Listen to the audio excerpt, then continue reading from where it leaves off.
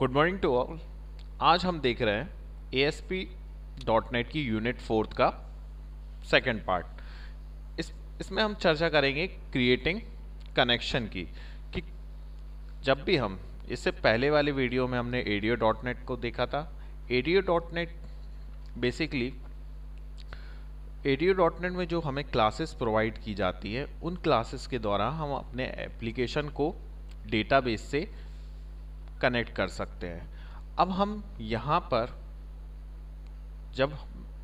पर हम उस चीज़ का फर्स्ट स्टेप देख रहे हैं कि जब भी हमको अपनी एप्लीकेशन को यदि डेटाबेस से कनेक्ट करना होगा, तो सबसे पहले तो हमें अपनी एप्लीकेशन को डेटाबेस से कनेक्ट करना पड़ेगा, मतलब कनेक्शन बनाना पड़ेगा। तो उसी की चर्चा हम आज कर रहे हैं क्रिएटिंग कनेक्शन में, कि कनेक्शन किस तरीके से बनाया जाता है डेटाबेस और एप्लीकेशन के बीच में। तो स्टार्ट करते हैं। Connection class. ASP.NET एप्लीकेशन को ADO.NET के माध्यम से डेटाबेस से जोड़ने के लिए सबसे पहले डेटा सोर्स के साथ कनेक्शन को बनाया जाता है। डेटा सोर्स के साथ कनेक्शन को बनाया जाता है मतलब डेटाबेस के साथ कनेक्शन को बनाया जाता है। तो इसके लिए कौन सी क्लास यूज होती है? Connection class. ADO.NET की कनेक्शन क्लास यूज होती है। तो कनेक्शन क्लास के कनेक्शन ऑब्जेक्ट के द्वारा एप्लीकेशन और डेटा के बीच कनेक्शन को बनाया जाता है। अलग अलग डेटाबेस से जोड़ने के लिए अलग अलग डेटा प्रोवाइडर का यूज किया जाता है। ठीक है। नेक्स्ट पॉइंट है, ASP.NET में by default data provider Microsoft SQL server है। SQL सर्वर के साथ कार्य करने के लिए ADO.NET SQL कनेक्शन ऑब्जेक्ट का यूज किया जाता है। तो SQL कनेक्शन ऑब्जेक्ट का यूज किया जाता है जब हम माइक्रोसॉफ्ट SQL सर्वर के साथ कार्य करते होते हैं। इसी तरह SQL सर्वर के अलावा ओरेकल और दूसरे डेटा प्रोवाइडर का यूज भी किया जाता है। ओरेकल के साथ कार्य करने के लिए ADO.NET ओरेकल कनेक्शन ऑब्जेक्ट का यूज करता है। यहाँ कनेक्शन वर्ड सेम है, बस जो प्रोवाइडर, यदि मान के चलो हमारा डेटाबेस ओरेकल पे बना है, तो वहां पर जब हम कनेक्शन क्रिएट करने जाएंगे तो उस समय हम कौन से ऑब्जेक्ट का यूज करेंगे? ओरेकल कनेक्शन ऑब्जेक्ट का यूज करेंगे। इसके अलावा दूसरे डेटा प्रोवाइडर के साथ कार्य करने के लिए ADO.NET OLDB कनेक्शन ऑब्जेक्ट का यूज करता है। जैसे हमने MS एक्सेस का यूज किया तो उस समय हो जाएगा OLDB कनेक्शन। तो अब हम इसको प्रैक्टिकली देखते हैं कि किस तरीके से हम कनेक्शन ऑब्जेक्ट को क्रिएट करते हैं। तो हम सबसे पहले विजुअल स्टूडियो को ओपन करेंगे।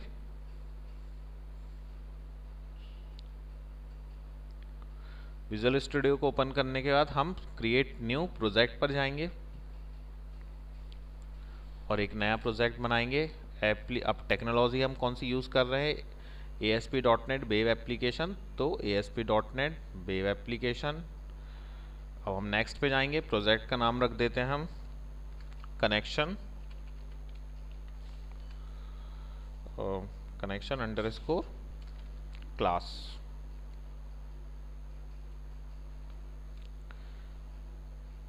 प्रोजेक्ट का नाम हम जो भी रखना चाहें वो रख सकते हैं। इसके बाद हम क्रिएट कर लेते हैं इसको। तो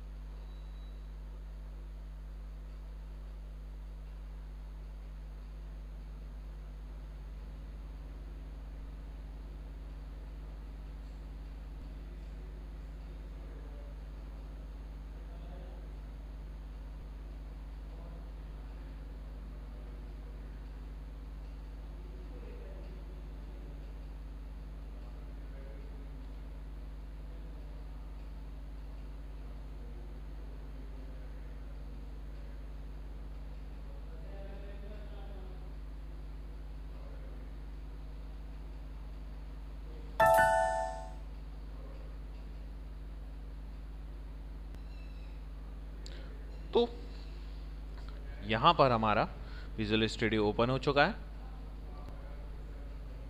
अब हम एक वेब फॉर्म को ऐड कर लेंगे।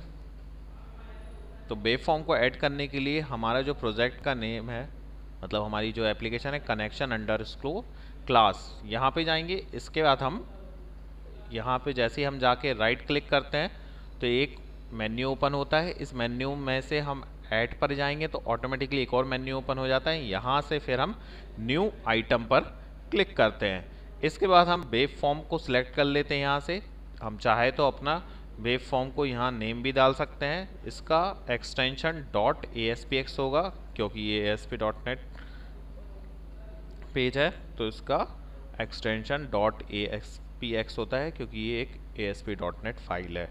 तो हम वेब पेज को नाम दे देते हैं, जैसे फर्स्ट पेज हमने दे दिया। अब हम इसको ऐड कर देते हैं। तो हम देखेंगे यहाँ पे कि फर्स्ट पेज हमारे एप्लीकेशन में ऐड हो चुका है। ये वाला पेज, ये देखिए फर्स्ट अंडरस्कोर पेज, ठीक है। इसके बाद हम, क्योंकि हम अपनी एप्लीकेशन को डेटाबेस से कनेक्ट करना चाहते हैं, तो विजुअल स्टूडियो हमको फैसिलिटी प्रोवाइड करता है कि हम इसमें डेटाबेस पर भी काम कर सके। तो अब हम क्या करेंगे, एक डेटाबेस की फाइल को अपने प्रोजेक्ट में विजुअल स्टूडियो के द्वारा ऐड करेंगे। तो उसके लिए भी हम ऐड पर जाते हैं। अब सबसे पहले तो हमने जो एप्लीकेशन है वहाँ पर गए, उसके बाद हम राइट क्लिक करेंगे और फिर एक मेन्यू ओपन होगा जिसमें से हम ऐड को सिलेक्ट कर लेंगे तो ऑटोमेटिकली एक और मेन्यू ओपन हो जाता है। अब हम न्यू आइटम पर क्लिक करेंगे और फिर हम यहाँ पर डेटा पे क्लिक करेंगे तो हमको यहाँ पे दिखाई देगा SQL सर्वर डेटाबेस। हम चाहें तो अपने डेटाबेस का नाम भी यहाँ पे बदल सकते हैं, जैसे हमने कर दिया DB, स्मॉल b कर देते DB, और इसको हमने ऐड कर लिया। तो हम देखते हैं कि एक फोल्डर ऐड होगा।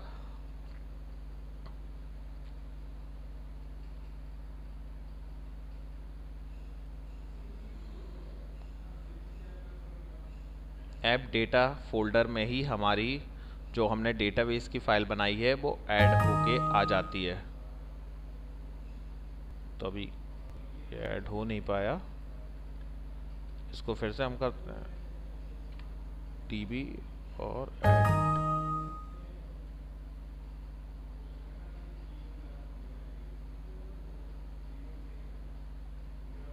ये इस तरीके से हमारी एक डेटाबेस के लिए फाइल ऐड हो चुकी है।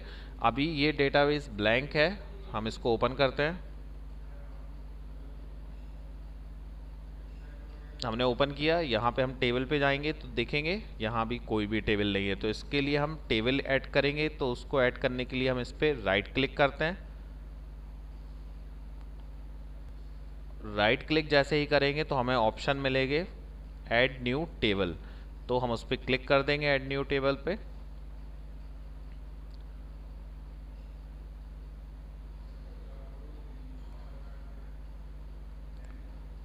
अब हम इस टेबल का नाम चेंज कर देते हैं। इस टेबल का हम नाम कर देते हैं स्टूडेंट।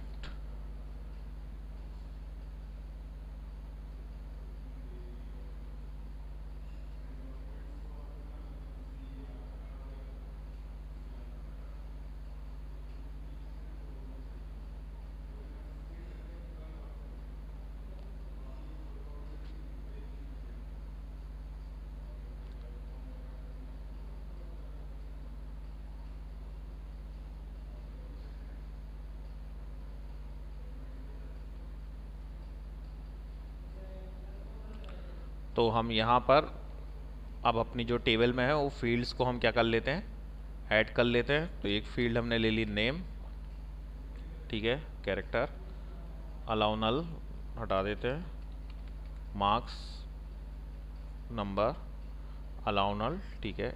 इसको यहाँ पे हम इसको हम कर लेते हैं इंटीजर, ठीक। तो ये हमारी टेबल की फील्ड्स ऐड हो चुकी हैं। अब हम यहाँ पे अपडेट कर देंगे तो जो अब ये जो टेबल है हमारे डेटाबेस, जब हम इस पर अपडेट पे क्लिक करते हैं तो अब ये जो टेबल है वो हमारे डेटाबेस में अपडेट हो जाएगी, मतलब ऐड हो जाएगी। हमारा डेटाबेस अपडेट हो जाएगा। यदि हम अपडेट नहीं करते हैं तो ये टेबल हमारे डेटाबेस में दिखाई नहीं देती, मतलब ये प्रॉपर तरीके से जाके उस डेटाबेस में स्टोर नहीं होती। तो अभी केवल हमने क्या किया है, टेबल में फील्ड्स ऐड करी है, डेटा भी ऐड नहीं किया है। तो उसके लिए हम अब फिर से यहाँ पे हम जब इसको रिफ्रेश करेंगे तो देखते हैं स्टूडेंट टेबल आ चुकी है। लेकिन जब हम इस पर राइट क्लिक करते हैं,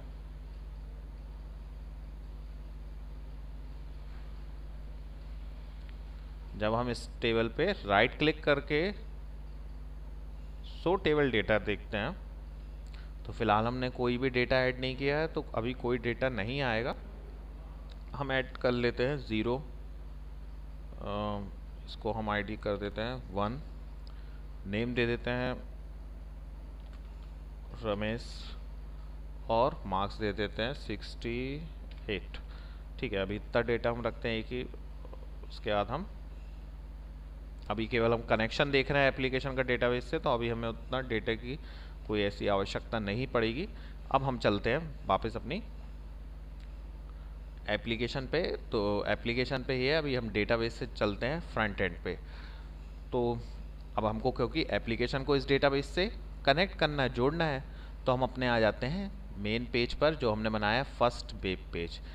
अब फर्स्ट वेब पेज पर हमको जो कोड लिखना पड़ेगा, जो हमें ADO.NET की क्लासेस यूज़ करना पड़ेगी, भले हमने डेटाबेस विजुअल स्टूडियो में इसमें बनाया हुआ है, लेकिन अभी ये डेटाबेस एक डिफरेंट टेक्नोलॉजी होती है। ASP.NET एक अलग टेक्नोलॉजी है।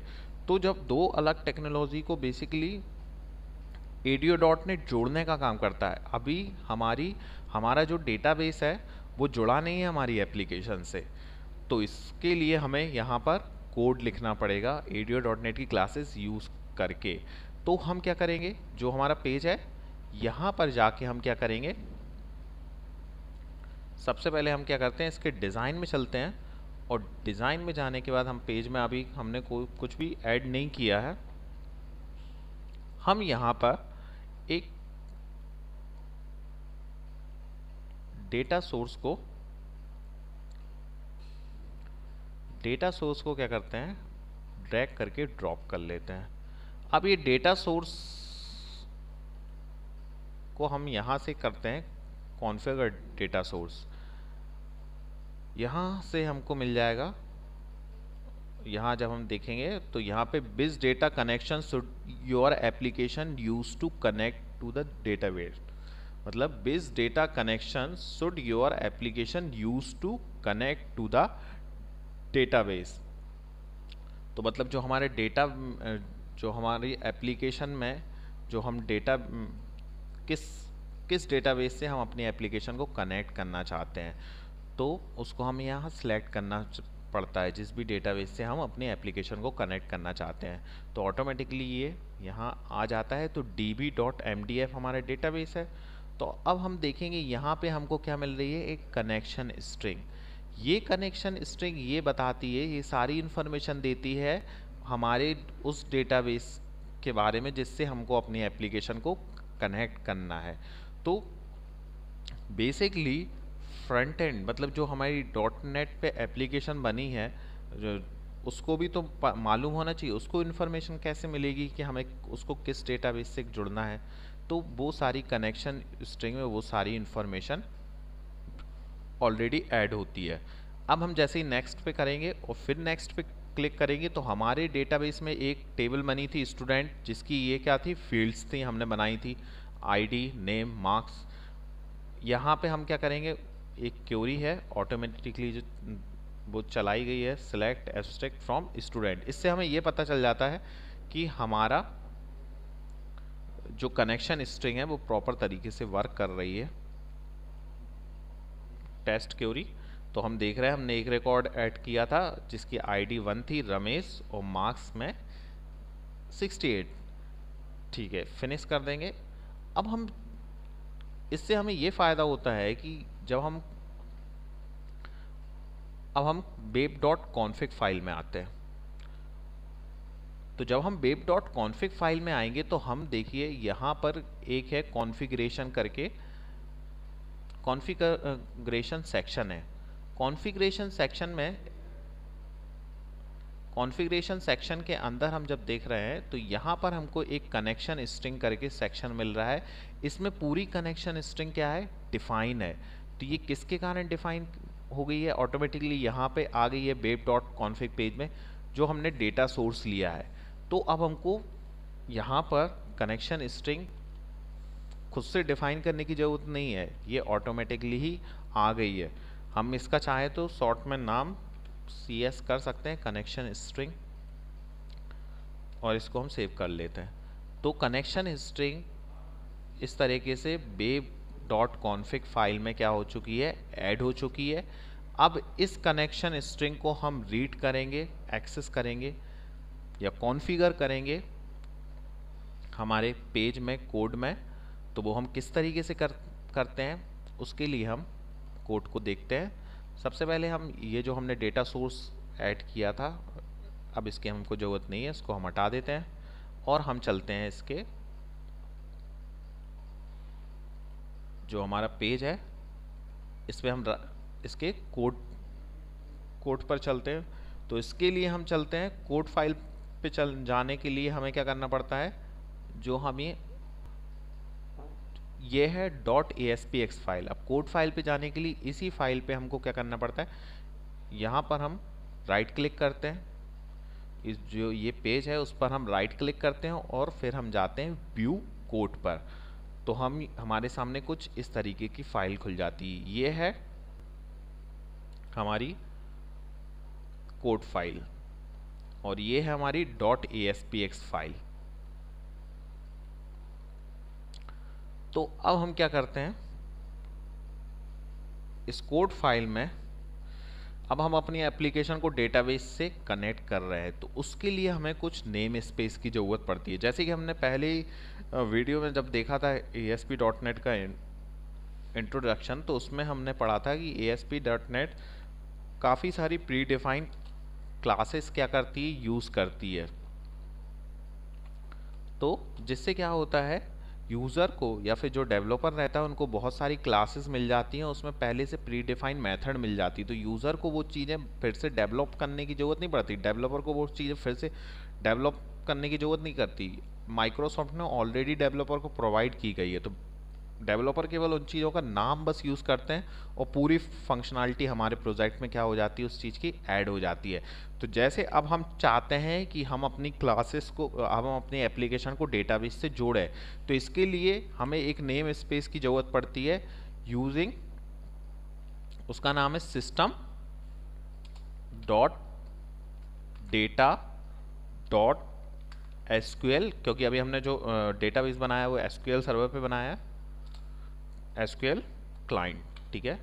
एक ये नेम स्पेस की ज़रूरत पड़ेगी और आगे हमें जब हम कनेक्शन स्ट्रिंग को कॉन्फ़िगर करेंगे तो उसके लिए एक नेम स्पेस की ज़रूरत पड़ती है हमको, जिसका नाम है सिस्टम डॉट कॉन्फ़िगरेशन। ये हो गया। अब हम आते हैं अपने कोड पे। तो ये हम मेथड के अंदर आए। अब इसके बाद हम क्या करेंगे, सबसे पहले हम अपने कनेक्शन स्ट्रिंग को जो हमारी बेब डॉट कॉन्फिग फाइल में डिफाइन की गई है, इस एप्लीकेशन के साथ कॉन्फ़िगर कराएंगे। तो इसके लिए एक क्लासेस होती है, इसलिए हमने यहाँ नेम स्पेस में कॉन्फ़िगरेशन ऐड किया है, क्योंकि जो हम अगली क्लास की बात कर रहे हैं, पहले हम इसको एक स्ट्रिंग में क्या करेंगे, जो भी वैल्यू आएगी कनेक्शन की, अभी हम इसको बाद में ले लेंगे, या फिर हम कॉन्फ़िगरेशन यहाँ पे क्लास देखेंगे कॉन्फ़िगरेशन। ये क्लास बेसिकली क्या करती है कि जो भी कनेक्शन स्ट्रिंग है उसको कॉन्फ़िगर करती है हमारी एप्लीकेशन के साथ। तो कॉन्फ़िगरेशन मैनेजर ये होती है क्लास, इसकी प्रॉपर्टी रहेगी कनेक्शन स्ट्रिंग। अब इसमें क्या देंगे हम, अब ये प्रॉपर्टी है, प्रॉपर्टी का मतलब ही क्या होता है, जहां हम वैल्यूज़ को क्या कर सकते हैं, सेट कर सकते हैं और साथ ही साथ गेट भी कर सकते हैं। तो अभी फ़िलहाल हमने देखा था जब हम web.config फाइल की बात कर रहे थे यहाँ पे, तो वहाँ पे हमने क्या नाम रख दिया था अपना कनेक्शन स्ट्रिंग का, CS।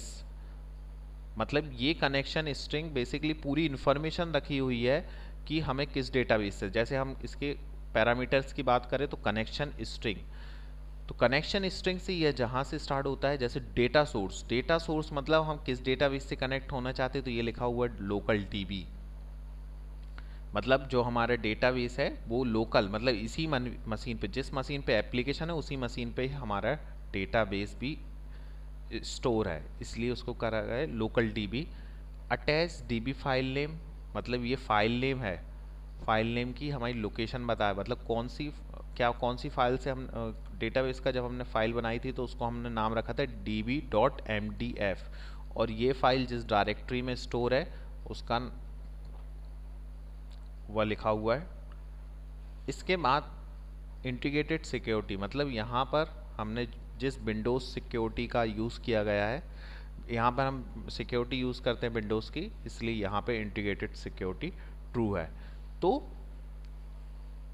यहाँ पे हम बात कर रहे थे ये CS, तो अब जब हम ये पास कर रहे हैं यहाँ पे कोड में, तो यहाँ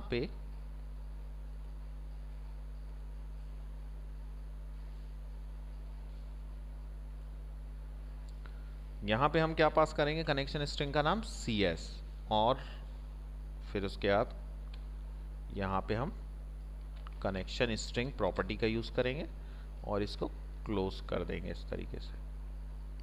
अब क्योंकि ये जो लाइन है वो हमको क्या करेगी, एक स्ट्रिंग प्रोवाइड करेगी, तो स्ट्रिंग किस टाइप की वैल्यू है, स्ट्रिंग टाइप की वैल्यू है, तो उसको हमको एक स्ट्रिंग में क्या कराना पड़ेगा, स्ट्रिंग वेरिएबल में स्टोर कराना पड़ेगा। तो इस तरीके से स्ट्रिंग मतलब ये CS वेरिएबल में हम क्या कराएंगे,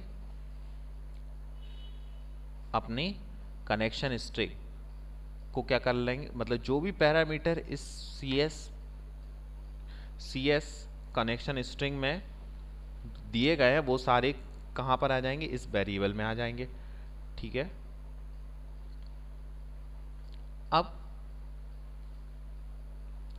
अब हम जब कनेक्शन ऑब्जेक्ट की बात करते हैं कि जो हमें SQL कनेक्शन ऑब्जेक्ट बनाना पड़ता है जब हम कनेक्शन बनाते हैं अपने एप्लीकेशन का किसी डेटाबेस से, जब हमारा डेटाबेस भी SQL सर्वर पर का SQL सर्वर टेक्नोलॉजी का यूज़ करके बना हो। तो अभी हम जानते हैं कि हमने जो डेटाबेस बनाया है वो SQL सर्वर पर का यूज़ करके बनाया है। तो हम क्या करेंगे, हम यहाँ पर ऑब्जेक्ट क्रिएट करेंगे। तो ऑब्जेक्ट क्रिएट करने के लिए हमको क्लास का यूज़ करना पड़ेगा SQL कनेक्शन। SQL कनेक्शन के बाद हम यहाँ पर ऑब्जेक्ट का नाम जो भी देना चाहें वो दे सकते हैं। तो यहाँ हम देते हैं ऑब्जेक्ट का नाम कौन। इसके बाद हम न्यू ऑपरेटर का हमें यूज़ करना पड़ता है और फिर से हमें क्या करना पड़ेगा, SQL कनेक्शन। यदि देखिए ये है बेसिकली ऑब्जेक्ट जिसकी हम बात करते हैं, SQL कनेक्शन किसका ऑब्जेक्ट है, कनेक्शन क्लास का। तो अब इस ऑब्जेक्ट में हमको क्या है कि ये तो हमारा ऑब्जेक्ट बन गया, ये बेसिकली इस लाइन में हम क्या कर रहे हैं, इसमें हम कनेक्शन स्ट्रिंग को कॉन्फ़िगर कर रहे हैं। अब यहाँ पर हम कनेक्शन स्ट्रिंग को असाइन करेंगे, मतलब हमने कनेक्शन ऑब्जेक्ट बनाया तो, लेकिन वो ऑब्जेक्ट बेसिकली वो ऑब्जेक्ट किससे जुड़ना चाहता है, मतलब किससे हम कनेक्ट करना चाहते हैं। ठीक है, कनेक्शन ऑब्जेक्ट बना, मतलब कनेक्शन ऑब्जेक्ट का काम क्या है, एप्लीकेशन को डेटाबेस से कनेक्ट करना। लेकिन किस डेटाबेस को कनेक्ट करना, ये सारी इन्फॉर्मेशन काहे में स्टोर है, कनेक्शन स्ट्रिंग में। तो हम यहाँ पे क्या कर देंगे, कनेक्शन स्ट्रिंग को पास कर देंगे, कनेक्शन स्ट्रिंग कैपिटल में है। तो कुछ इस तरीके से होगा कि यहाँ पे ये फर्स्ट लाइन में क्या हुआ, कनेक्शन स्ट्रिंग कॉन्फ़िगर की गई और फिर यहाँ पर कनेक्शन स्ट्रिंग को क्या, इस लाइन में कनेक्शन स्ट्रिंग को पास कर दिया गया। ये लाइन में बेसिकली क्या हो रहा है, एसक्यूएल कनेक्शन ऑब्जेक्ट को हमने बनाया है, और उस ऑब्जेक्ट को जब हम बनाते हैं कनेक्शन ऑब्जेक्ट के लिए, तो उसके लिए कनेक्शन स्ट्रिंग की ज़रूरत पड़ती है, जो कि इसलिए हमने यहाँ पर CS को पास किया है, क्योंकि CS में क्या है, CS वेरिएबल में पूरी कनेक्शन स्ट्रिंग है, जो कि किसके थ्रू, कॉन्फ़िगर मैनेजर क्लास के थ्रू कॉन्फ़िगर की गई है। मतलब ये ऑटोमेटिकली कॉन्फ़िगर कर लेगा वेब डॉट कॉन्फ़िग फाइल में से, वो सर्च करेगा कि हाँ, कॉन्फ़िगर मैनेजर क्या करेगा, कनेक्शन स्ट्रिंग, मतलब कनेक्शन स्ट्रिंग प्रॉपर्टी, मतलब उस कनेक्शन स्ट्रिंग को देखेगा जिसका नाम क्या है, CSS, कहाँ से, वेब डॉट कॉन्फ़िग फाइल में से, और उसको लाके कहाँ,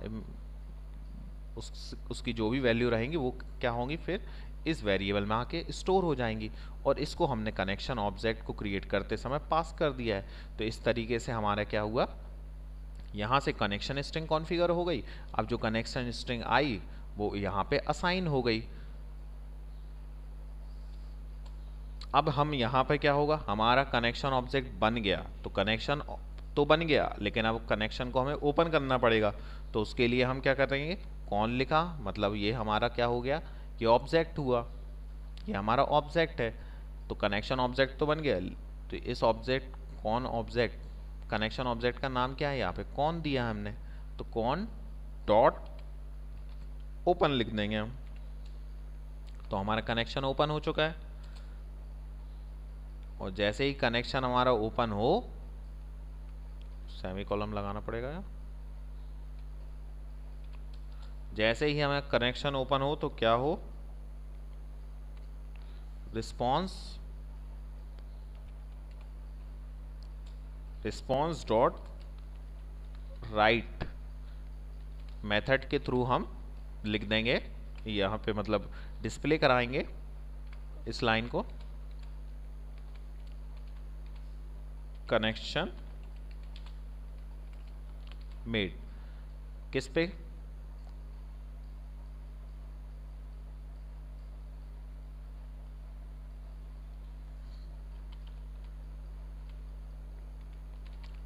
किस पर, अपने पेज पर।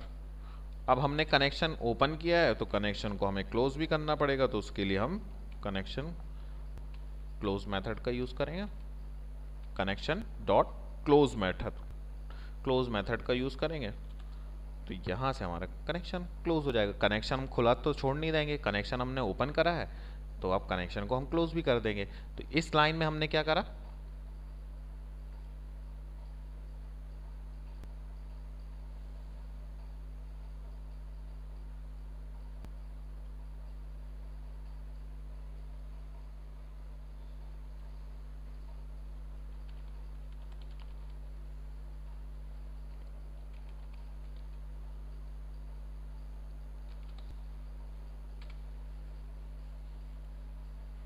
तो इस लाइन में हमने क्या किया है, इस लाइन में हमने कॉन्फ़िगर करी है कनेक्शन स्ट्रिंग।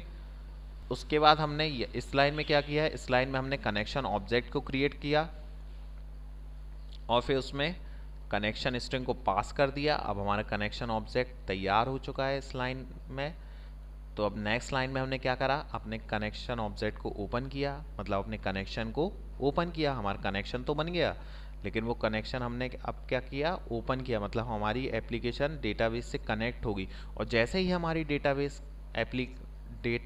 जैसे ही हमारी एप्लीकेशन डेटाबेस से कनेक्ट होगी, हम एक मैसेज क्या कर रहेंगे, पेज पर डिस्प्ले करेंगे कि कनेक्शन मेड, और फिर उसके बाद क्या कर देंगे, कनेक्शन को क्लोज कर देंगे। तो अब हम इसको क्या करते हैं, रन करके देखते हैं। पहले हम सेव कर लेते हैं, और फिर हम इसको क्या करते हैं, अपने जो पेज को है, फर्स्ट पेज को, इसका ही कोड बिहाइंड, मतलब ये कोड फाइल था, ये .aspx फाइल है। तो अब हम इसको क्या करेंगे,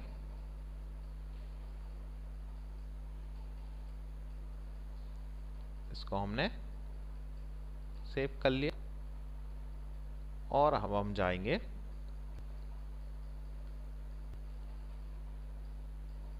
और इस फाइल को क्या करेंगे, ये फर्स्ट page.aspx है, इस फाइल को हम क्या करेंगे, डीबग करेंगे।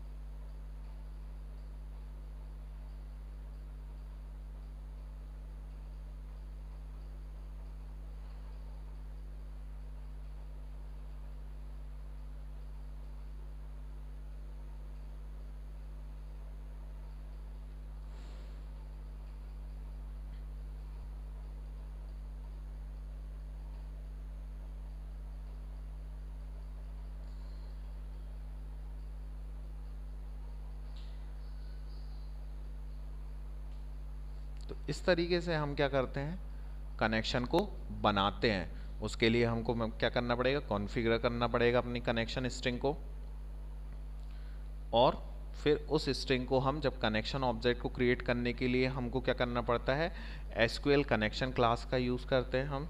तो एसक्यूएल कनेक्शन क्लास का यूज़ करके हम जैसे ही ऑब्जेक्ट को क्रिएट करते हैं, फिर उसमें हम क्या कर देते हैं, पास कनेक्शन स्ट्रिंग को। फिर बस हमारा कनेक्शन बन जाता है। हम उसको एक बार चेक कर रहे हैं, टेस्ट कर रहे हैं ओपन मेथड का यूज़ करके, और फिर वहाँ पे हम यदि जैसे ही ओपन मेथड मतलब कनेक्शन ओपन हो गया और यदि हमारा मैसेज डिस्प्ले हो जाता है, रिस्पॉन्स डॉट राइट मेथड में जो हमने मैसेज दिया है कनेक्शन मेड, तो इसका ये मतलब है कि हमारा कनेक्शन सक्सेसफुली हो गया, हमारी एप्लीकेशन डेटाबेस से जुड़ चुकी है। अब हम कोई भी जो आगे डेटाबेस के ऑपरेशन है वो परफॉर्म कर सकते हैं। तो ये था हमारा बेसिकली कनेक्शन को किस तरीके से हम क्रिएट कर सकते हैं। तो उसके लिए हमें 3 लाइन का, मैक्सिमम 2 लाइन का कोड है। तो उस कोड को क्या कर सकते हैं, जैसे ये हो गया हमारा मैसेज आ गया कनेक्शन मेड, इसका मतलब हमारा कनेक्शन हो गया है हमारी एप्लीकेशन का हमारे डेटाबेस के साथ। तो इन चीज़ों को हमको क्या करना है, याद रखना है। उस 3 लाइन के कोड को आप क्या कर सकते हैं, इस थ्योरी के साथ, यदि आपको कनेक्शन क्लास के बारे में आ गया या फिर क्रिएटिंग कनेक्शन कि डेटा ADO.NET का यूज़ करके किस तरीके से कनेक्शन क्रिएट किया जाता है, उसके बारे में लिखने आ गया, तो आप इस थ्योरी को लिख सकते हैं और इसके साथ वो 3 लाइन के कोड को लिख के उसको एक्सप्लेन करके कर सकते हैं। तो जो यहाँ पे चीज़ें थी, जैसे कि हमने देखा कनेक्शन क्लास के कनेक्शन ऑब्जेक्ट के द्वारा जो हमने एसक्यूएल कनेक्शन लिया था, वही कनेक्शन ऑब्जेक्ट के द्वारा एप्लीकेशन और डेटाबेस के बीच कनेक्शन बनाया जाता है। तो ये सारी चीज़ें अभी हमने प्रैक्टिकली देखी। ASP.NET में by default data provider Microsoft SQL server है।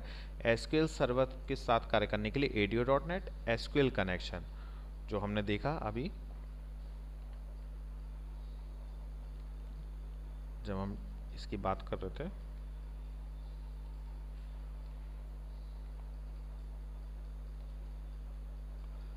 यहाँ पे जब हम इसके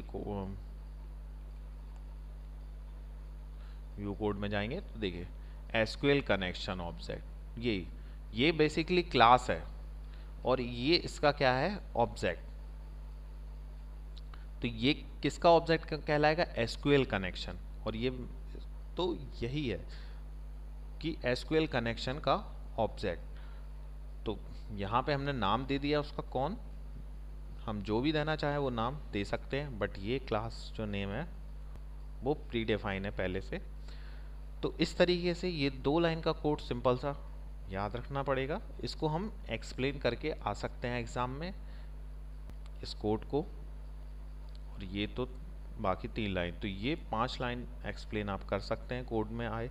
जैसे यदि कनेक्शन क्लास के बारे में आ गया या फिर क्रिएटिंग कनेक्शन के बारे में लिखने आ गया, तो इस चीज़ को एग्ज़ाम में आप थ्योरी के साथ एक्सप्लेन कर सकते हैं इतने कोड को।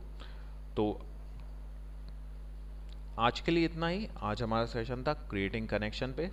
तो इस तरीके से हमने देखा कि किस तरीके से हमारी एप्लीकेशन डेटाबेस से जुड़ सकती है। तो आज के लिए इतना ही। Thank you.